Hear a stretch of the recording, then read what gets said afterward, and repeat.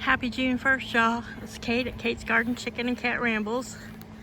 I know I did a couple little short videos today, and I just thought I would say happy summer. I know the first day of summer is typically what, June 21st? 22nd? 21st, I think. I know it's always an odd number day, but everybody, it's a warm day. It was very cool and bit of fog this morning.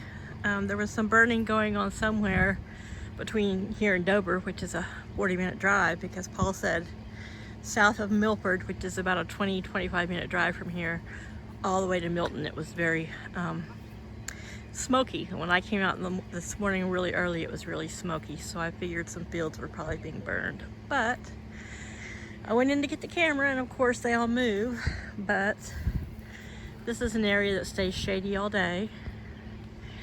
And a while ago I had all three juveniles, teenagers, and adults all hanging out in this one area, enjoying themselves. And of course, you know, that's what I get for not keeping the camera with me at all times. And I'm sure I should be on my tripod with the gimbal right now, but it's a beautiful day. It says it's only like 71, 72 outside. It's nice. In the sun it's hot, but in the shade there's a bit of breeze. This morning there was absolutely no breeze, and I had to come out and put up I put up above those lowest posts up to the 7 feet mark, which I put them in the ground about 6 inches. I added some netting because I think my three little Easter egg or juvenile scapies yesterday, they had to have flown over, because I went like literally half a dozen laps around this whole fence, pulling about every few inches. And I know I've got like probably in this yard, which is now 100 from me to the Mint's, probably a little over 100 feet, and from here all the way to there is probably a little over 50. It's probably, I would say, a good 30 feet between the narrowest part. So they've got a large yard, and I've probably got 200 of those 6-inch stakes all around this holding it down. So the only place I think they might have got out was down here where I can't remember, I named him, we'll just call him Rufus the rooster, and those little glow-in-the-dark hens are. It was kind of loose. But for all three of them to get out that small of a space, even being chased, I just find it hard to believe. So they might have flown over. Over there is where it was low, and here it's a little bit lower, but all I can think of is maybe they were being chased. And like I've told a lot of people, chicken see, chicken do. If they see one do it, then the others will try to do it. But anyway, part of me says, Kate, come out here and weed eat, but then the other part says, leave the clover, they like it. And I love that with 12 chickens. Well, 2 of them are outside they have not destroyed this yard.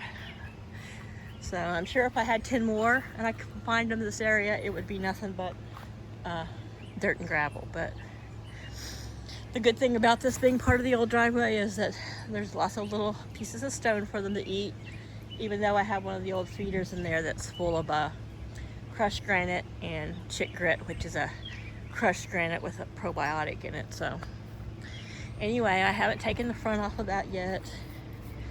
I do want to make it like a lean-to shed, but I'm thinking maybe I'll just leave it the way it is, just take the door off and just leave the little door and the big door, so that when there's easterly sun, this area right here, the east is going to come from like this direction. It comes like right at the corner of that. So that'll be like a little bit of a shade block, but they can go in and out. There in the back of it, I think you can see, Paul's got some really large, I think they're 6-inch across round drill bits that drill big holes. So that's where I'm going to put a few portholes.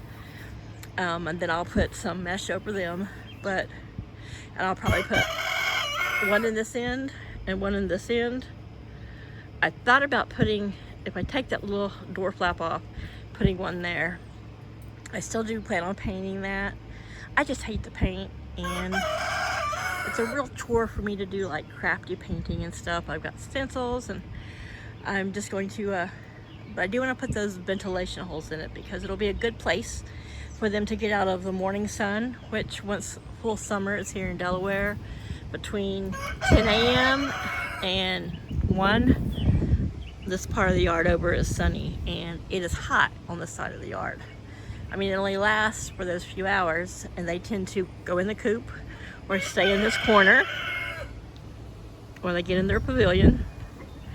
But like right now, I think it's maybe 2:30, 3 o'clock, maybe. I should have my watch on. I think it's only about like 2:30 in the afternoon, and you can see how much shaded they already are. So, and that's this big Norwegian spruce.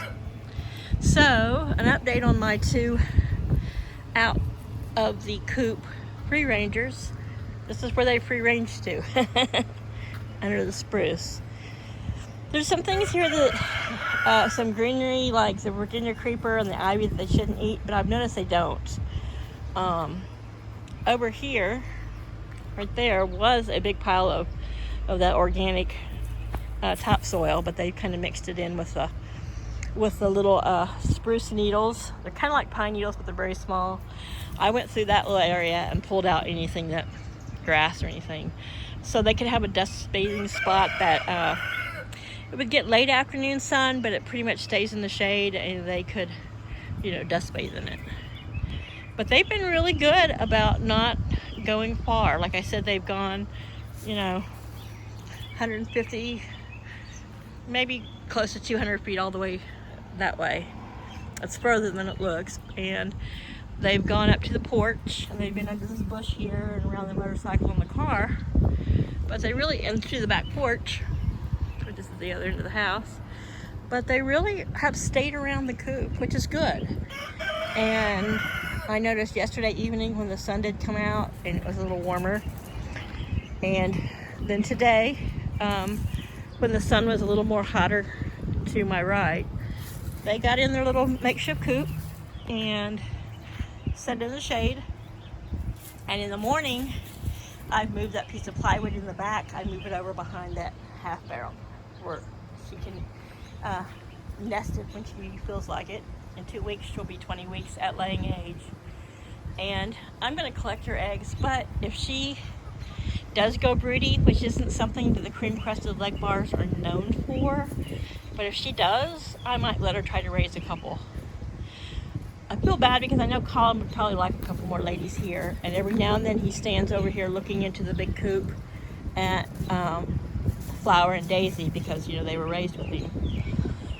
But he at any time could fly over in, when he starts to get ready and gets that feeling in his hormones, he can fly over, have his way, and fly back out. Where Laddie is too heavy and has a clipped wing. But they've been over here just scratching and scratching and scratching. So this area where I put the dirt, I cleaned out all the little spruce cones. This Norwegian spruce, it makes,